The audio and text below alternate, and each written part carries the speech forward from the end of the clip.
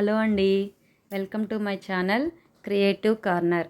ఈరోజు నేను చేయబోయే రెసిపీ వచ్చేసి వెజిటబుల్ బిర్యానీ. ఇది చాలా సింపుల్గా ఈజీగా రైస్ కుక్కర్ ఎలా తయారు చేసుకోవాలో చూపిస్తానండి.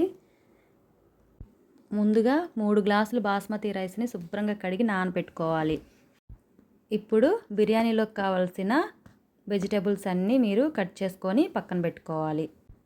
ఇక్కడ నేనైతే ఉల్లిపాయలు, పచ్చిమిరపకాయలు, బంగాళదుంపలు, టమాటాలు, క్యాలీఫ్లవర్ తీసుకున్నాను.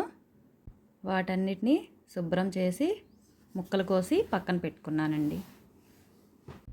మీరు ఇంకా ఎన్ని వెజిటబుల్ యాడ్ చేస్తే బిర్యానీ అంత టేస్టీగా వస్తుంది.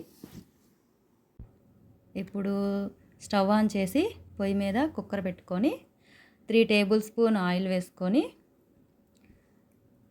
ఆయిల్ కొంచెం వేడెక్కిన తర్వాత అందులో బిర్యానీ ఆకు, 4 లవంగాలు, చెక్క, 2 స్టార్ మొగ్గ వేసి బాగా కలుపుకోవాలి. ఇవన్నీ ఒక అర నిమిషం పాటు లో ఫ్లేమ్లో పెట్టి వేయించుకోవాలి. కాసేపు వేగిన తర్వాత ఇందులో ఉల్లిపాయ ముక్కలు, పచ్చిమిర్చి వేసి వేయించుకోవాలి. ఉల్లిపాయ ముక్కలు అనేవి లో ఫ్లేమ్లో పెట్టి వేయించుకోవాలి. ఇవి కొంచెం గోల్డెన్ బ్రౌన్ కలర్ వచ్చేంత వాటికి వేయించాలి. అందులో 3 స్పూన్ల అల్లం చిన్నులపాయ పేస్ట్ వేసి వేయించాలి. ఇలా పచ్చివాసన పోయేంత వాటికి వేయించి తర్వాత మనం తరిగి పెట్టుకున్న కూరగాయ ముక్కలన్నీ వేసేసుకోవాలి. ఇవి వేసుకొని కొంచెం మగ్గనిచ్చిన తర్వాత మూత పెట్టేసుకోవాలి. ఒక 5 నిమిషాలు మగ్గిన తర్వాత మళ్ళీ ఇంకొకసారి కలయి పెట్టుకోవాలి. ముందుగా నానబెట్టుకున్న మీల్ మేకర్ని వేసి ఇంకొక నిమిషం తిప్పుకొని మళ్ళీ మూత పెట్టేయాలి. ఒక 3 మినిట్స్ ఆగిన తర్వాత మళ్ళీ మూత తీసి మళ్ళీ ఒకసారి కలుపుకొని మగ్గిన తర్వాత ఇదంతా ప్రాసెస్ వచ్చేసి మనం లో ఫ్లేమ్లోనే చేసుకోవాలండి. నెక్స్ట్ 2 టేబుల్ స్పూన్స్ కారం వేయాలి.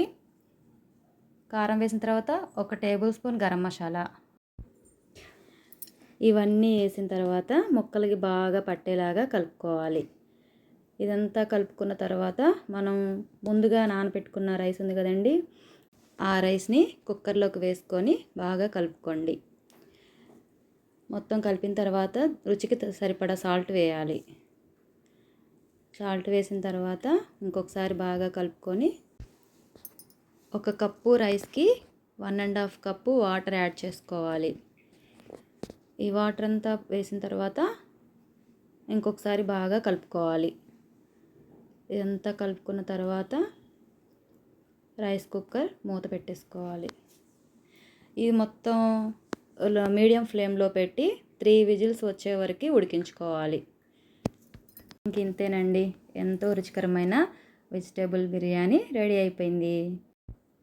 దీన్ని మీరు పెరుగు చట్నీతో కానీ, గోంగూరతో కానీ, చర్వతో కానీ కలిపి తీసుకున్నట్టయితే దీని టేస్ట్ చాలా బాగుంటుంది.